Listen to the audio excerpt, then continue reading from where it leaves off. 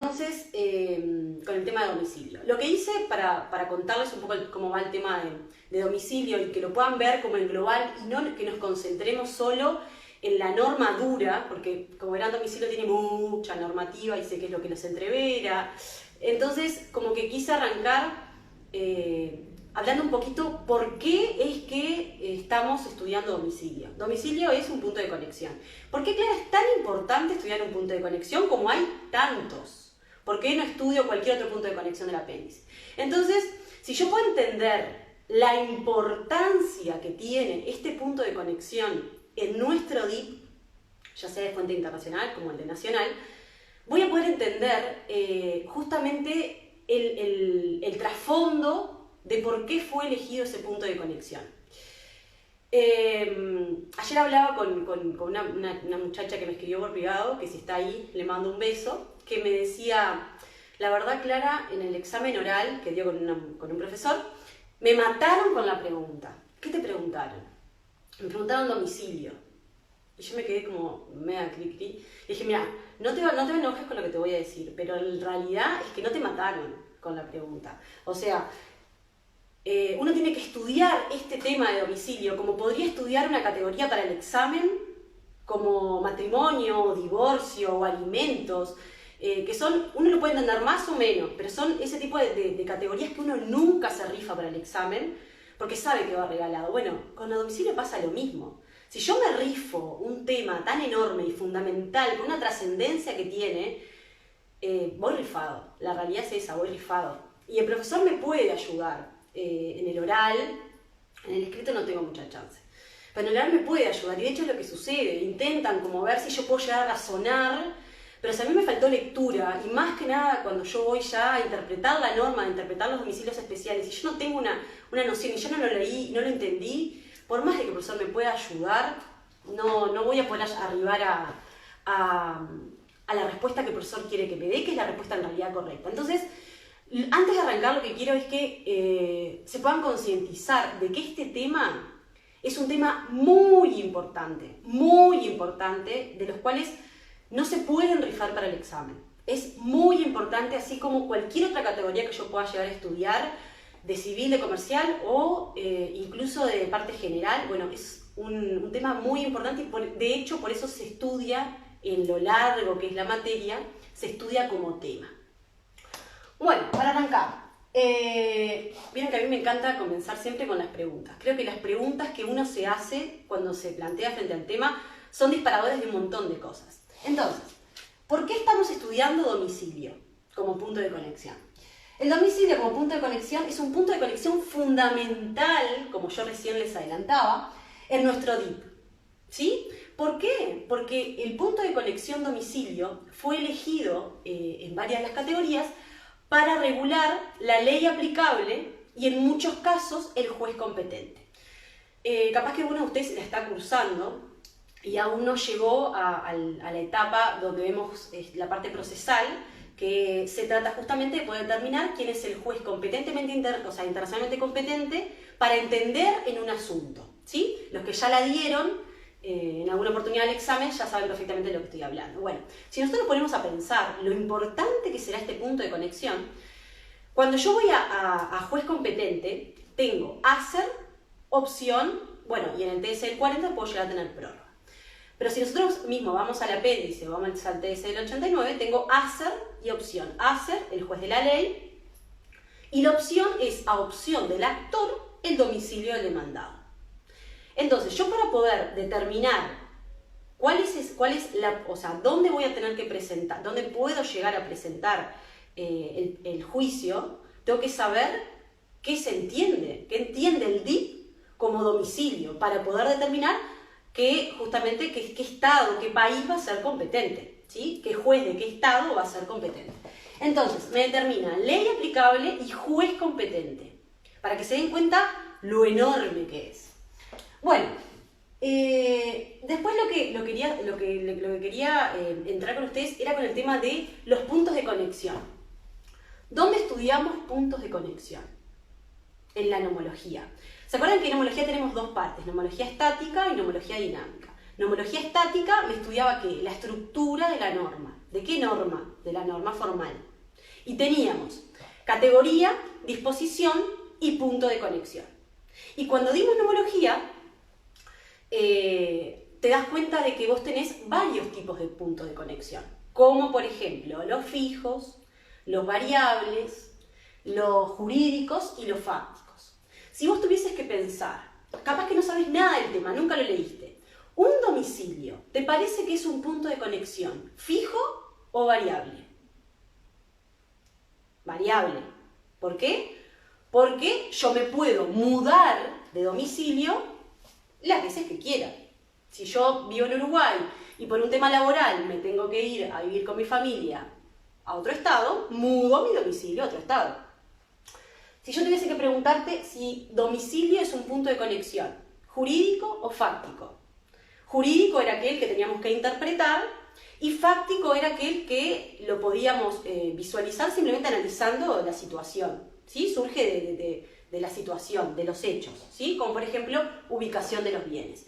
Si vos tuvieses que pensar domicilio, domicilio es un punto de conexión jurídico, por eso es que, como tenemos que interpretarlo, por eso es que estamos acá, por eso es que estamos dando este tema. Porque justamente la interpretación de este punto de conexión lleva a un montón de situaciones y de diferentes normativas a nivel convencional y a nivel de nuestro DIP, que justamente han intentado dirigir al aplicador del derecho para poder llegar a determinar cuál es el domicilio de la persona. Entonces, nos quedamos con que el domicilio es un punto de conexión variable y jurídico, ¿sí? Muy bien. Esto es muy importante para que lo puedan entender. La diferencia entre el domicilio interno y el domicilio internacional. Ustedes cuando, si el día de mañana tienen un caso de DIP, que parece como que no, pero créanme que uno tiene casos de DIP, un accidente de tránsito, sin ir más lejos, entre un argentino y un uruguayo que fue acá en Punta del Este. Es justamente una relación jurídica que tiene elementos de extranjería relevantes. Tiene personas involucradas en diferentes estados. Entonces, para que vean que el DIP lo van a aplicar cuando se reciban. Y viene la persona a su estudio y les dice, bueno, les cuenta el caso y ustedes lo que le van a preguntar es, bueno, señora o señor, ¿dónde usted está domiciliado? Y la persona le va a decir, no, mi domicilio es, no sé, Avenida Italia, número tanto, apartamento tanto. O les va a decir, vivo en la calle tanto, en la ciudad de Tacuarembó. Eso es el domicilio interno. Pero cuando pensamos en domicilio en esta materia, vamos a pensar en un estado. Cuando hablo de domicilio, no hablo de qué ciudad vive la persona o dónde está su casa ubicada o su apartamento. Estoy pensando en un estado, en un país. Eso es lo primero que tengo que tener muy claro. Lo otro, el apéndice, si ustedes van al apéndice, y de hecho los invito a que lo hagan, regula un montón de categorías con este punto de conexión.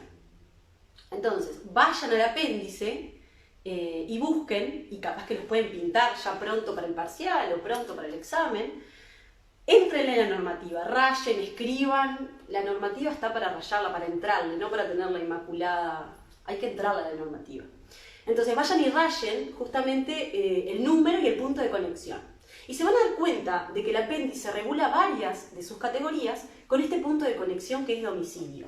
Como por ejemplo, capacidad, el 2393, el estado de la capacidad se rige por la ley del domicilio.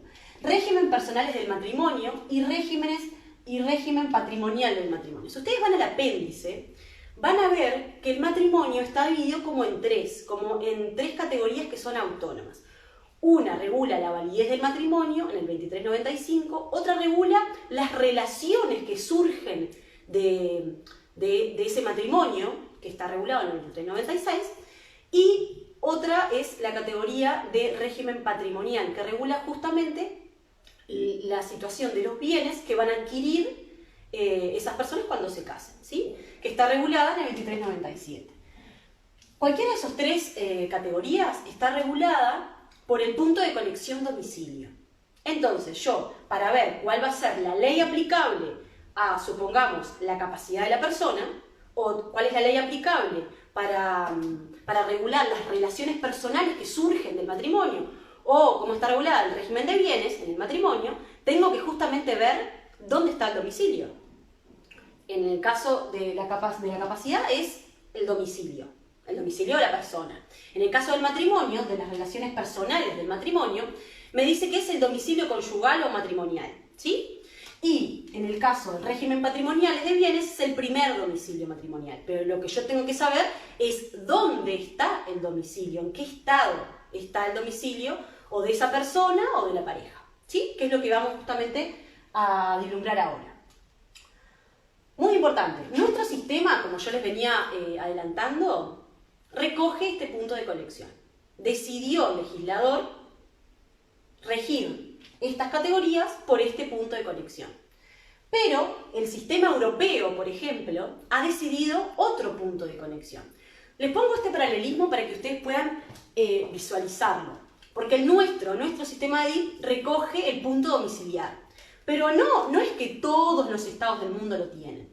Sin ir más lejos, el sistema europeo recoge el punto de conexión nacionalidad. Si ustedes se acuerdan, cuando dimos el viernes pasado, que les hice un webinar de reenvío que me habían pedido, cuando vimos el tema del caso Forgo y demás, y pusimos un montón de ejemplos, incluso que estaban en el libro de Fresnedo, uno de los temas que vimos era el tema de cuando un estado me envía a otro y resulta que ese a su vez me reenvía a otro tercer estado o al estado de origen. Y me decía, supongamos, acá, por ejemplo, el código francés me dice, la capacidad de los franceses se rige por la ley de Francia. O sea, con los míos se rige la nacionalidad, o sea, se va a regir la ley francesa. Ahora, si en mi estado hay otros nacionales, bueno, vaya a regirse por la ley de su nacionalidad. ¿Y eso por qué? Yo les puse acá, es muy importante que yo entienda que atrás de la norma, o sea, atrás del punto de conexión, hay todo un tema de política subyacente en la norma. Ustedes se acuerdan que esto fue un tema también que yo les hablé cuando dimos reenvío, que todas las normas, que lo propone incluso un autor angloamericano, que todas las normas de DIP tienen una política legislativa subyacente detrás de la norma. El legislador no por casualidad decidió que una categoría se rigiera por tal punto de conexión.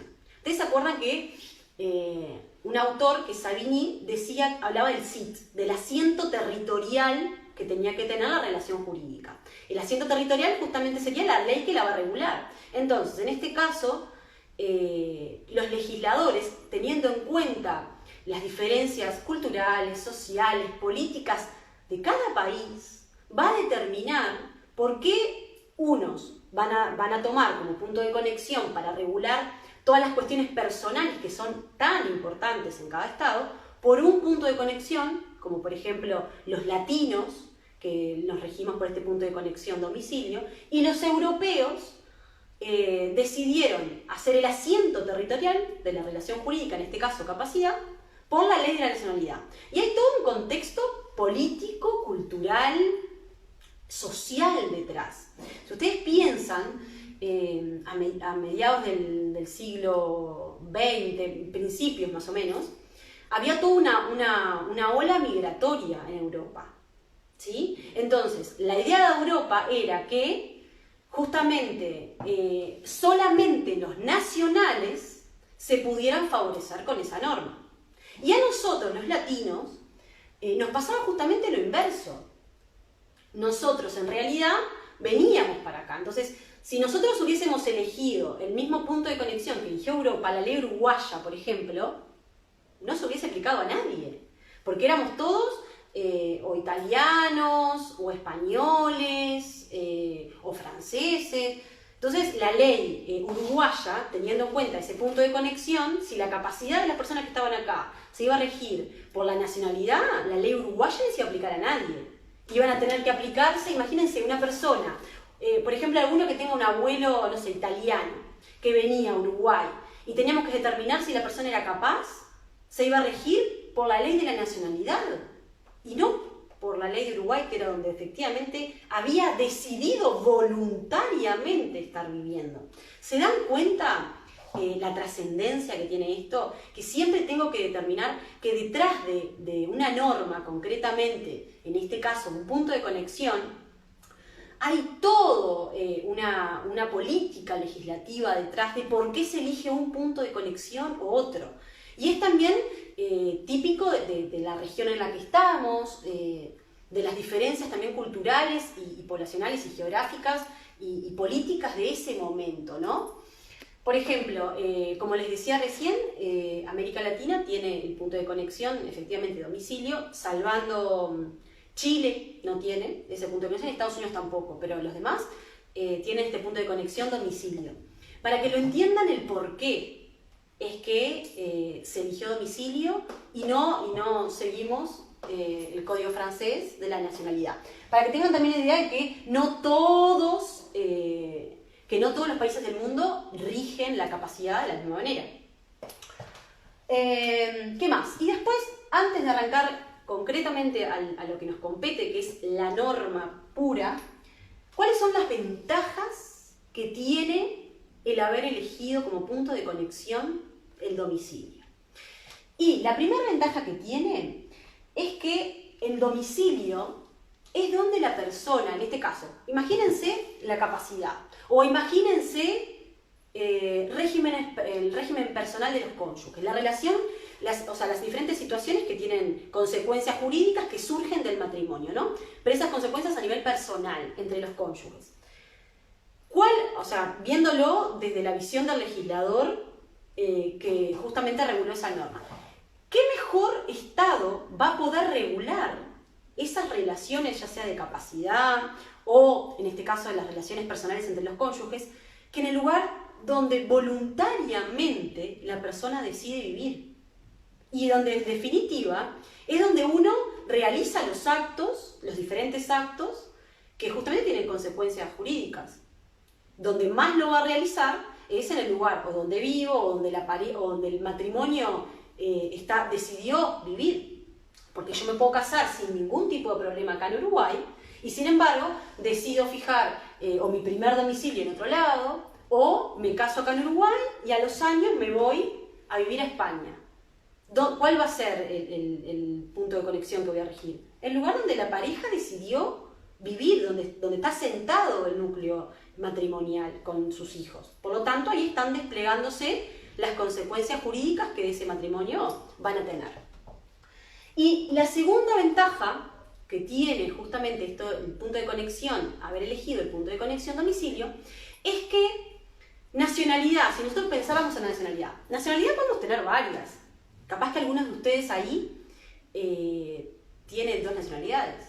Capaz que un uruguayo, italiano, o el pasaporte español, o el alemán, o el que sea. O capaz que ninguno, tienen solamente la nacionalidad uruguaya. Pero a lo que voy es que está la posibilidad de, ¿sí? Ahora, domicilio, uno solo. O sea, yo no puedo estar domiciliada, hablando a nivel internacional, ¿no? Yo no puedo estar domiciliada en Uruguay y a la misma vez estar domiciliada, supongamos, no sé, en Italia. No, o estoy domiciliada en Italia o estoy domiciliada en Uruguay. O sea, voy a tener un domicilio, no puedo tener más de un domicilio a la misma vez, ¿se entiende? Sí me puede pasar con la nacionalidad, como les decía recién. Bueno, esto era un poco para ponernos un poco en contexto. Déjenme ver cómo venimos de hora. Bueno, después leo sus comentarios. Vamos ahora a arrancar con el tema de justamente desentrañar esto de domicilio, ¿sí? Domicilio. Tengo que primero focalizarme que cuando hablo de domicilio, tengo que entender que puedo hablar de domicilio de personas físicas, físicas capaces, personas físicas incapaces y domicilio conyugal o domicilio matrimonial, ¿sí? Me tengo que hacer como ese primer paralelismo, que no estoy hablando de lo mismo, ¿sí? Muy bien. Yo acá les puse un ejemplo pero no tiene que ser, ya lo venimos hablando ahora en la introducción que les hice. Dice, el 2393, el estado y la capacidad se rige por la ley del domicilio. Domicilio es un punto de conexión jurídico, por lo tanto lo tengo que interpretar, tengo que saber a dónde voy para ver qué ley aplico, ¿sí? Ley aplicable para interpretar justamente domicilio. Puedo tener TDC el 89, Bolivia, Perú, Colombia, TDC el 40, Argentina y Paraguay, claramente en ambos casos también está ratificado por Uruguay, y Convención Interamericana sobre personas físicas en el DIP, ¿sí? Ustedes van a preguntar, Clara, pará, ¿te olvidaste del DIP de Fuente Nacional? No, no me olvidé del DIP de Fuente Nacional.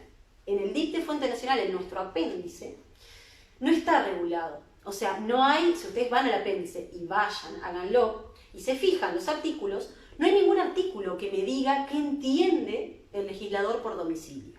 Entonces, justamente, voy a ver con los países que no tengo, que no tengo una norma convencional, o sea, que no ratificaron el TS del 40, que no ratificaron el TS del 89 y que justamente no ratificaron la convención, a ver qué aplico, ¿sí? Y ahora vamos a ver qué es lo que termino aplicando, ¿sí? Pero tengo que entender que si voy a buscar el apéndice, domicilio del apéndice, no lo voy a encontrar. Y eso, grábenselo, píntenlo con flúor, muy importante.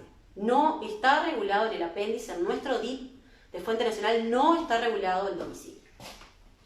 Vamos a arrancar entonces por la primera norma convencional, que es el TC del 89. El TC del 89 lo que me dice es que para regular domicilio, el domicilio se rige por la ley de la residencia, ¿sí? ¿Para qué? Para que la ley de la residencia me determine los requisitos para fijar el domicilio. A ver, vamos a pensar juntos. Que una persona que sea residente de un estado no significa que esté domiciliado en un estado. Y eso va a cambiar de acuerdo a cada estado.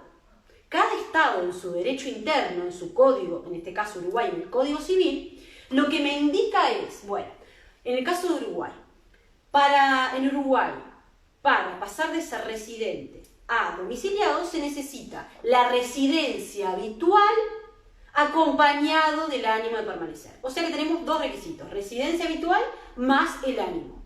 Pero esto es en el de Uruguay. Acá el TC del 89 me remite a la ley de la residencia. A ver, si por ejemplo, yo en el TC del 89 tengo Bolivia, Perú y Colombia. O sea, el tratado me remite, supongamos, a la ley de Perú para que yo vaya a su derecho interno y me fije en Perú qué se necesita en Perú para pasar de ser residente a ser domiciliado. En Perú tiene una característica aparte de que los requisitos son como escalonados. Yo paso unos meses en la simple residencia, después paso determinada cantidad de meses para adquirir la residencia habitual y después ya estoy domiciliado. Bueno, pero lo que quiero que visualicen es que tanto en Bolivia, tanto en Perú, tengo que ir a su derecho interno para ver cada estado qué entiende por domicilio, ¿sí? En el caso de Uruguay, como les dije, es la residencia habitual más el ánimo de permanecer, ¿sí? No me resuelve, no me dice en la norma, bueno, la capacidad para este tratado se va a regir por tal ley. No, lo que me da es como una flecha, me señala a dónde tengo que ir a fijarme, cuáles son los requisitos. Por eso es que me dice, se rige por la ley de la residencia. Imagínense el legislador que les está diciendo a ustedes, bueno, vaya y fíjese a la ley de la residencia, ¿qué requisitos le pide para estar domiciliado? Si cumple con los requisitos, estará domiciliado, si no cumple, no estará domiciliado en ese estado. Por ejemplo, yo lo que le decía recién, en Uruguay se necesita la residencia habitual acompañada del ánimo de permanecer. Eso ya lo dimos en civil, en la carrera. Esto está en el artículo 5. Recuerden que el tema de domicilio están los dos tratados en el mismo artículo. Artículo 5 no me puedo olvidar. Pero acá arrancan las diferencias.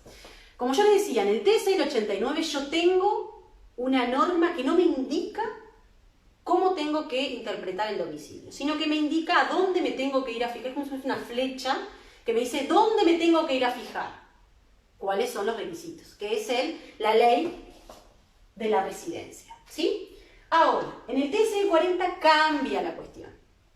Ya no es que me indica, sino que es una norma que tiene un orden subsidiario, ¿sí? Que me va diciendo los diferentes puntos para, en los que puede estar interpretado el domicilio. Importante. ¿Ustedes se acuerdan que cuando dimos en nomología estática, vimos los diferentes puntos de conexión y también se da en el programa los diferentes tipos de normas que hay con diferentes tipos de puntos de conexión? ¿Ustedes se acuerdan que había una era subsidiaria y después había otra optativa? Bueno, esta no es optativa. No es que la persona elige la residencia habitual o elige el núcleo familiar, no. Acá es una, y si esa no se puede cumplir, sigo con la otra. Y si esa no se puede cumplir o determinar con precisión cuál es, bueno, sigo a la otra. Y sigo a la otra. No es que la persona va a elegir uno de los puntos de conexión. Por eso es subsidiaria, una en subsidio de la otra, ¿sí? Y me da 4 puntos, ¿sí? Me dice que el TSE 40 me dice que el domicilio está donde está la residencia habitual más el ánimo, ¿sí? Residencia habitual más el ánimo. Y ahora van a entender por qué les hago tanto énfasis en este elemento, este segundo elemento de ánimo, ¿sí? En efecto, si no puedo determinar dónde está la residencia habitual más el ánimo, pero ¿por qué no voy a poder determinar dónde está la residencia de una persona? Supongamos que hay una persona que trabaja en un estado, de hecho hay casos jurisprudenciales de esto así, a rolete. Imagínense que hay una persona que trabaja en el exterior, ¿sí? Y supongamos un ingeniero o una persona que tiene una tienda. Trabaja en el exterior y está unos días en el exterior y otros días acá en Uruguay, ¿sí? Yo después les voy a contar un caso de una señora que vivía en San Telmo, ¿sí? En Argentina, tenía un comercio allá y tenía los hijos acá que vivía con la mamá. Y ella vivía en los dos lugares, o sea, trabajaba allá, estaba, no sé, 4 días allá, venía para acá, estaba 3 días en Uruguay con los hijos y la madre. Ella pagaba todo, pagaba las 2 casas, las expensas, los colegios, todo. Pero ella trabajaba allá y después venía para acá y estaba 4 días acá, 3 allá, bueno. Se turnaba para estar como equitativamente en los 2 lugares. En ese caso, no se puede determinar cuál es la residencia habitual, más el ánimo de permanecer, porque tiene residencia habitual en los 2 estados y el ánimo de permanecer también en los 2 estados. El ánimo de la residencia más el ánimo en Argentina donde trabaja y en la residencia y el ánimo de permanecer donde está con los hijos. Entonces en ese caso no se podría aplicar la residencia habitual más el ánimo. Entonces la norma me dice, bueno, en caso de que no se pueda determinar, voy al siguiente, que es el núcleo familiar. Muy importante esto del núcleo familiar. ¿Por qué? Y acá me da como 3 posturas, ¿no? Me dice que tengo que ir a fijarme, en caso que no pueda determinar la residencia habitual de la persona, me tengo que ir a fijar a su núcleo familiar. Y acá me aparecen 3 opciones. Donde viva con su cónyuge y sus hijos, ¿sí? Menores. Donde viva con el cónyuge solo. O donde viva con sus hijos, ¿sí? Esas 3 opciones. No, o sea, dentro del grupo familiar no es cualquier grupo familiar. Me da como esas pautas, donde vive con el esposo y los hijos, en caso que no tenga hijos, donde viva con el esposo, y en caso que no tenga esposo, donde viva con sus hijos, ¿sí? Menores de edad. Muy importante ese detalle, menores de edad. Muy bien. En caso que no se pueda determinar tampoco el tema de los hijos, porque supongamos que los hijos sean mayores de edad, o no tenga cónyuges, supongamos que solamente estaba la mamá acá, no tenga cónyuges ni hijos, en ese caso tampoco se podría determinar por el núcleo familiar. Entonces, en subsidio del primero, que no lo puedo determinar, voy al segundo, núcleo familiar, tampoco puedo determinar el domicilio por el núcleo familiar, me voy al tercero. Y ya acá la cosa es un poco más objetiva, que es el centro principal de sus negocios, ¿sí? Es donde no tiene complicación ninguna, es donde la persona trabaja. ¿Sí? Ahora, ¿qué pasa si la persona trabaja en 2 estados? Supongamos, cualquiera de ustedes trabaja en una multinacional y trabaja, supongamos, acá no sé, en el estudio jurídico acá en Uruguay, pero también trabajan para el estudio jurídico de Argentina, ¿sí? Que hay otras cuestiones de fondo que tendremos que ver, de filial o sucursal o ver, pero quédense con esta idea, ¿no? Un profesional, escribano, abogado o licenciado, que trabaja para 2 estados, ¿sí? Y supongamos que va y viene en el avión. Trabaja 3 días acá, 4 allá, va y viene. Trabaja en los 2 lugares. En ese caso, ¿cuál sería el centro principal de sus negocios? Si trabaja en los 2 lugares, en Uruguay o en Argentina. En ese caso, tendría que fijarme o dónde cobra el sueldo. Capaz que trabaja para la misma multinacional y si bien trabaja para los 2 estados, o sea, la misma multinacional, quizá le pagan el sueldo acá, en Uruguay, en una cuenta bancaria acá en Uruguay. Eso podría ser una situación. En ese caso, el centro principal de sus negocios, estaría acá en Uruguay. Ahora, ¿qué pasa si no cobra el sueldo allá y el sueldo acá? Trabaja para el mismo estudio, pero le liquidan allá en Argentina una parte y le liquidan acá en Uruguay otra parte. Bueno, en ese caso lo que se ve es, bueno, en cuál de los 2 estados gana más dinero, percibe un mayor ingreso para poder determinar cuál es el centro principal de sus negocios. Y después, por último, tenemos la simple residencia, ¿sí? Que no necesito las características del primero. La simple residencia. Muy bien. TSL 40, liquidado. Ahora nos vamos al apéndice. Como yo les decía recién, si yo voy al apéndice, vayan al apéndice y mírenlo, amíguense con el apéndice, ráyenlo, píntenlo, pónganle una escritura de qué categoría tiene cada uno, hagan redondel de punto de conexión, váyanse como familiarizando con el apéndice, porque se usa muchísimo durante todo el año el apéndice. Entonces, el apéndice no me reguló punto de conexión domicilio, no sé a qué se refiere. Entonces, justamente lo que tengo a través del artículo 16 del Código Civil, que está en el título preliminar, y que se regula también para el derecho interno, me dice que yo tengo que, cuando hay un vacío, tengo que justamente llenar ese vacío con la solución que me va a dar, en este caso, las leyes análogas o la doctrina más recibida a nivel de DIP, ¿no?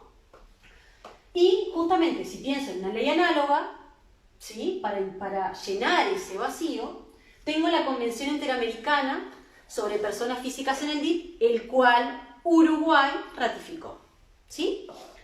Ratificó Uruguay, Perú, Guatemala, México, Paraguay y Ecuador. Punto importante. Argentina no ratificó esta categoría. Muy importante lo que les estoy diciendo. ¿Por qué? Porque es como que nos metemos el chip de la convención y pensamos que la convención rige para todo. Y no. La convención va a regir en realidad para interpretar, vamos a ver ciertos puntos de conexión como domicilio de ciertas categorías, como por ejemplo alimentos, que vamos a ver más adelante, que voy a tener que determinar la residencia habitual o el domicilio del acreedor, del deudor, o donde el deudor tenga bienes o beneficios. En adopción, también lo mismo, el domicilio del adoptante y del adoptado. Todo eso no lo voy a encontrar en el TSL 40. Bueno, en ese caso sí, yo podría justamente tener un vacío e integrar, pero tengo que pensar que en principio el TSL 40 tiene su propia manera de interpretar, el que está puesto en el mismo tratado, de cómo se interpreta domicilio, y lo hace de esta manera, ¿sí? No mezclar como eso. Argentina, recuerden que no ratificó la convención. Muy importante ese punto. Bueno, ahora vamos a ver cómo me define la convención, en el artículo 2, la Convención Interamericana sobre Personas Físicas en el DIP, cómo me define este punto de conexión. La convención tiene, no sé si todo pero casi todo. Es muy, muy completa esta convención, ¿sí?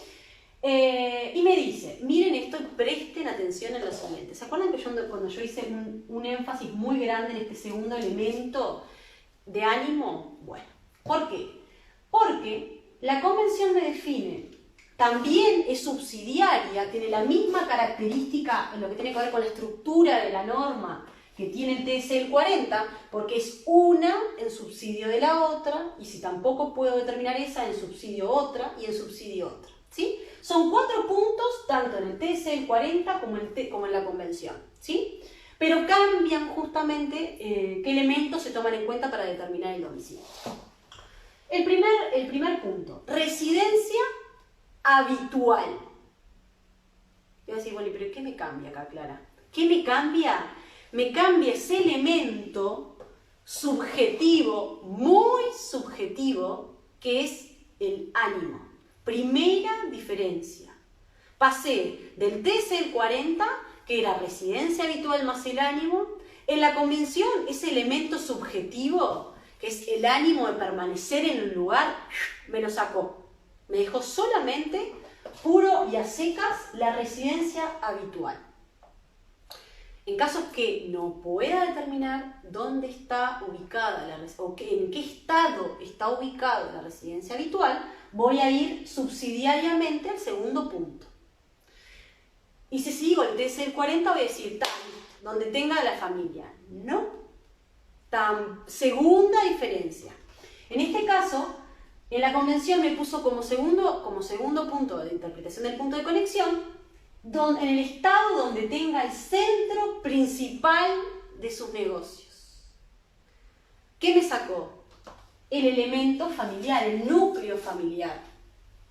¿Por qué me lo saca? Y si nos ponemos a pensar, qué bueno que así fue. Porque imagínense que es como un poco retrógrado en los tiempos que corren fijar el domicilio de una persona por una tercera persona. Que sí, a ver, podrá ser el esposo, podrá ser el cónyuge, podrá ser los hijos, pero son otras personas. Entonces el domicilio de una persona tiene que estar fijado por estos elementos que son su voluntad o donde trabaja, no por terceras personas, incluso aunque sea la familia. Entonces, ¿qué hace la convención? Me da como un enfoque mucho más preciso, mucho más objetivo, que regula con mejores elementos justamente el domicilio de una persona. Entonces, residencia habitual, punto número 1, y en su defecto, centro principal de sus negocios. Atención, 2 diferencias. La primera, me sacó el elemento subjetivo que tenía en el TSL 40 del ánimo de permanecer en un lugar. Atención, segunda diferencia, me sacó también el elemento del núcleo familiar. Quedé entonces, primer punto, residencia habitual, centro principal de sus negocios. Y puso como tercer punto, residencia simple. ¿Sí? Y como cuarto punto, vieron que el tercer punto de la convención es el cuarto punto en el TSL 40. ¿Por qué? Porque me sacó uno que era el núcleo familiar. Y como último punto, me puso donde se encuentre. Y cuando hablamos donde se encuentre, es donde se encuentre la persona. Si es un aeropuerto, bueno, el domicilio de la persona será el aeropuerto. ¿Sí? En el lugar donde esté. ¿Sí? Bueno, las 2 diferencias que le acabo de decir, el tema de que suprime el núcleo familiar y que me modifica o me suprime también el elemento subjetivo del ánimo. Importantes saber quién ratificó. Perú, Guatemala, México, Paraguay, Ecuador. Clara, ¿tengo que saber todos los países ratificantes de todas las normativas que vemos en DIP, que son un montón? No. Nadie va a perder un examen por no saber los países ratificantes de una convención. No. A ver, no significa que si voy al examen o voy a un parcial sin saber cuáles son los ratificantes de los tratados de Montevideo, y en principio me faltaría lectura. Capaz que se de fondo un montón, pero es raro que no sepan los ratificantes. Para el TS del 89, Bolivia, Perú y Colombia. Para el TS del 40, Paraguay y Argentina. Claramente en ambos casos está también Uruguay ratificado. Ahora, Con este no voy a perder un examen por no saber qué país es ratificado en la convención. Si no lo sé, digo, si ratificó la convención, aplico convención. Con que lo puedan razonar o que sepan la solución que recoge la convención, está ok.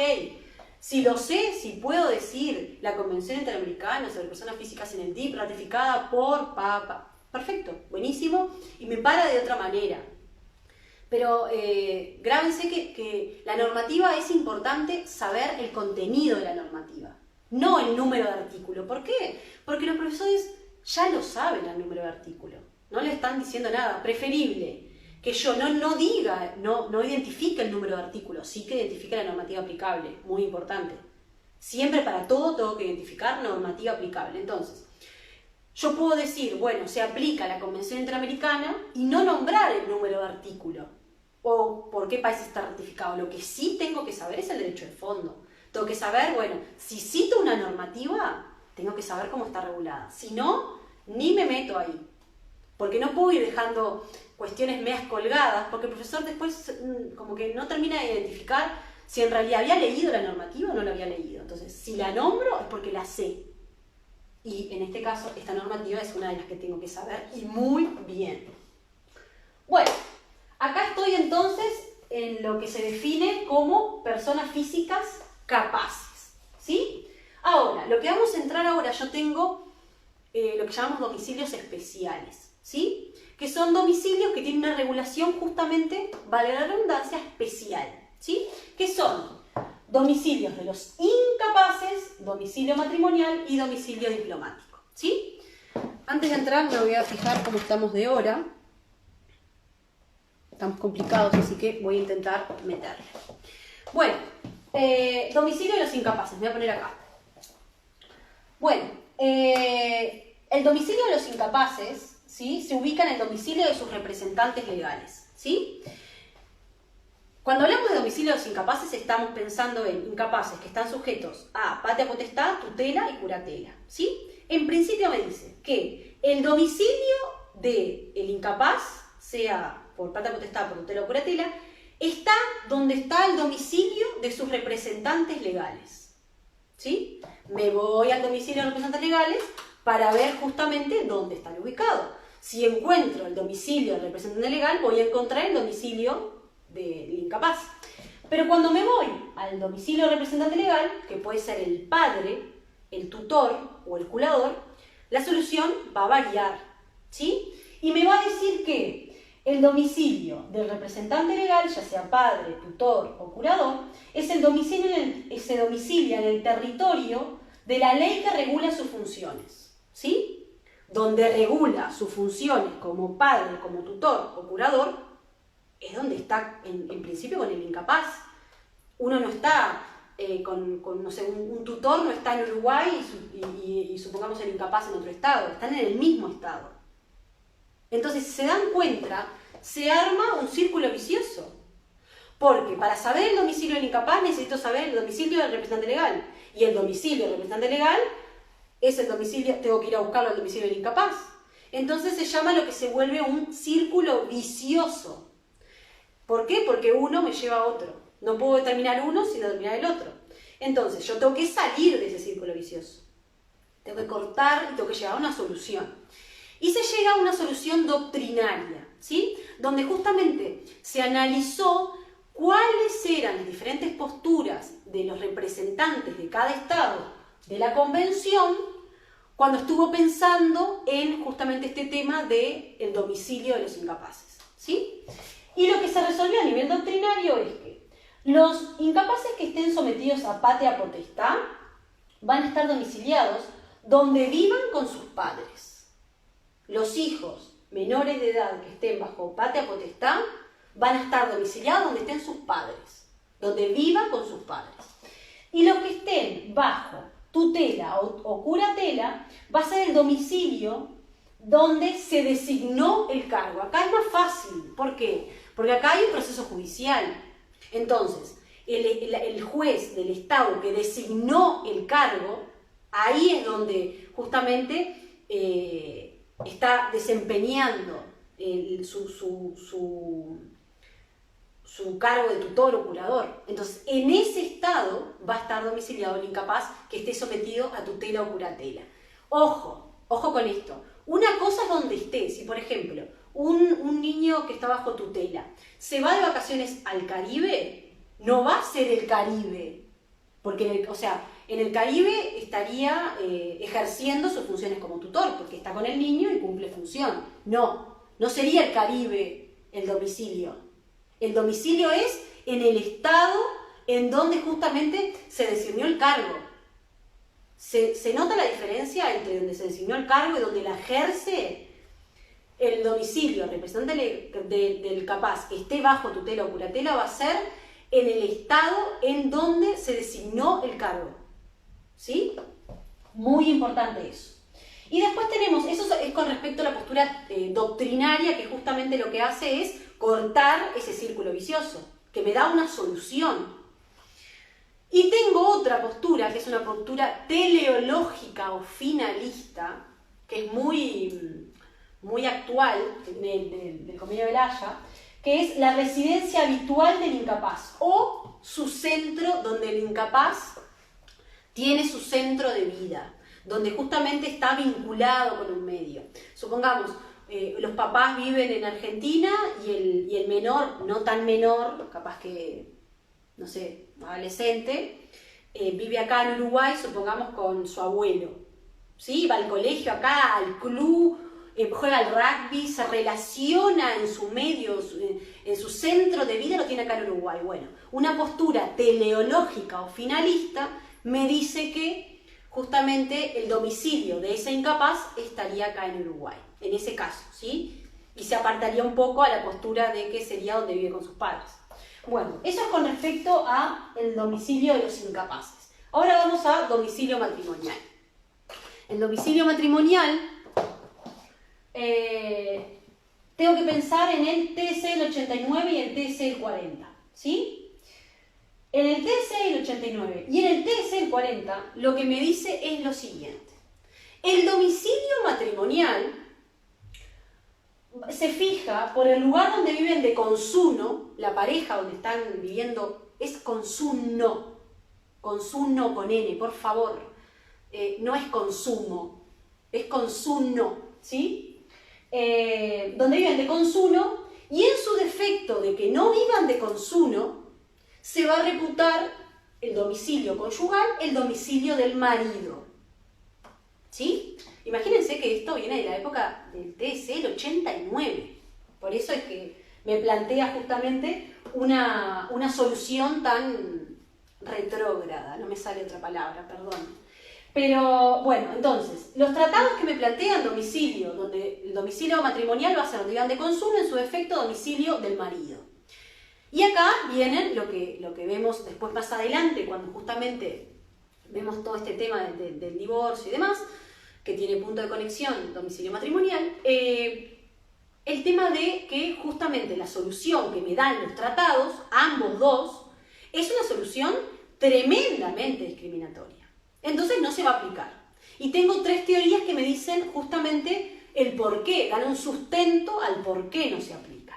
Tenemos una primera teoría, que es la de Alfonsín, que me dice que lo que plantean los tratados es justamente contraria a normas de orden público internacional, en este caso, donde nosotros, por lo menos Uruguay, asienta su individualidad jurídica, que es la igualdad entre el hombre y la mujer.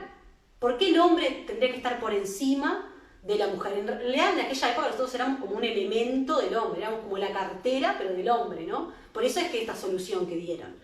Pero en realidad, la primera teoría que plantea Alfonsín es que esta posición de los tratados no se aplica porque sería contraria al orden público internacional.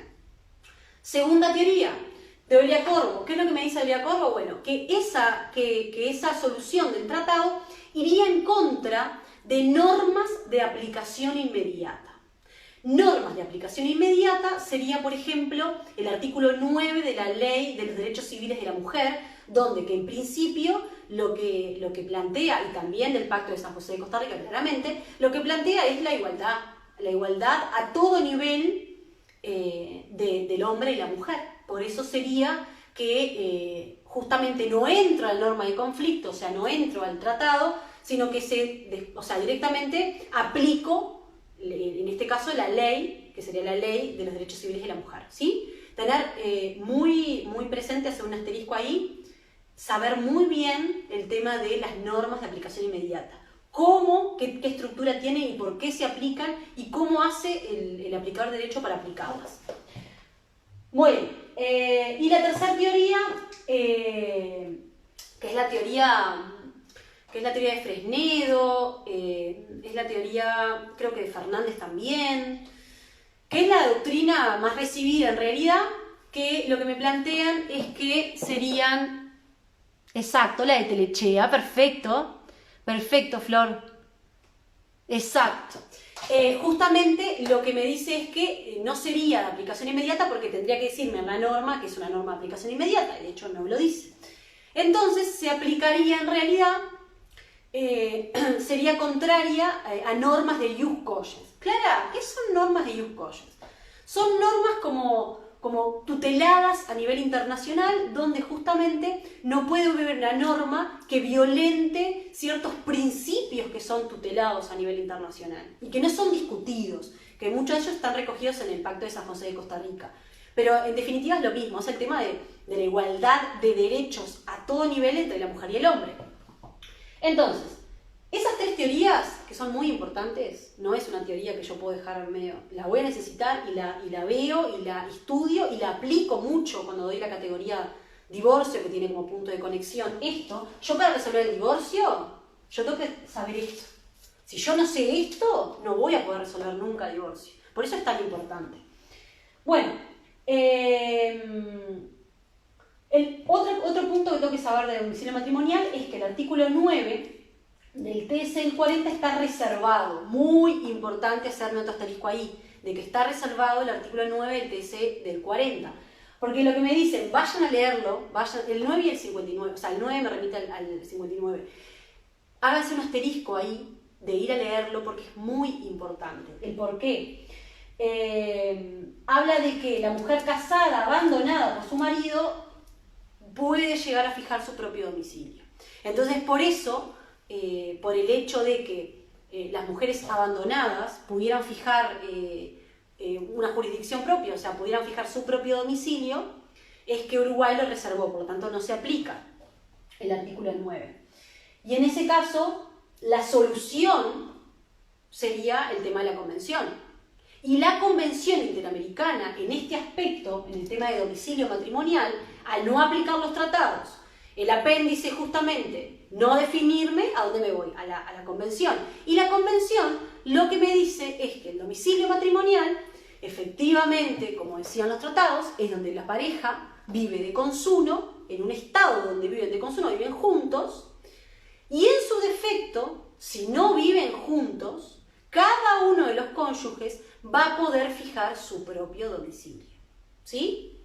Y después vamos a ver en divorcio que, bueno, en definitiva uno va a poder presentar el divorcio donde viva. Puede hacerlo un cónyuge en su estado o el otro cónyuge en el estado donde esté viviendo. Cada uno de los cónyuges, si no viven juntos en el mismo estado, van a poder fijar su propio domicilio. Esa es la solución de la convención y es muy importante porque la vamos a usar 1000 veces cuando hay que estudiar justamente divorcio.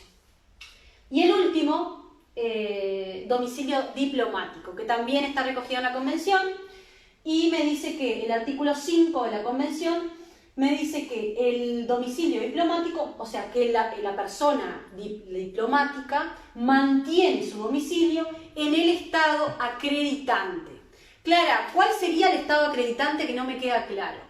Si yo mando a un diplomático a otro estado, va a conservar el domicilio del estado que acreditó el cargo de esa persona, ¿sí? O sea que sería en este caso, si yo mando a un diplomático a otro estado, conservaría el domicilio, en este caso, de Uruguay, ¿sí? Eso está en el artículo 5 de la Convención. En lo que tiene que ver con domicilio diplomático, los tratados no hicieron una regulación y el apéndice tampoco. En este caso, solamente, de domicilio diplomático, solamente tengo la postura del artículo 5 de la